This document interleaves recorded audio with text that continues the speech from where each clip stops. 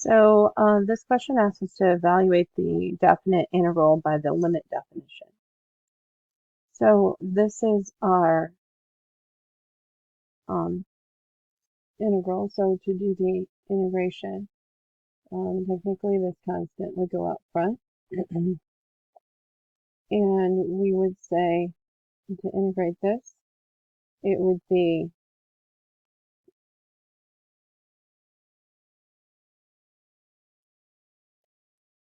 x squared, add 1 to the exponent, take the exponent, add 1 to it in the denominator.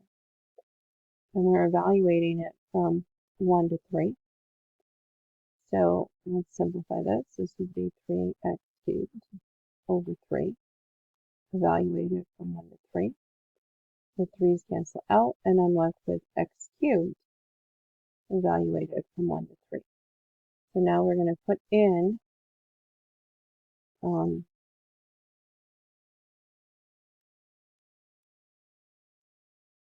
3 for x.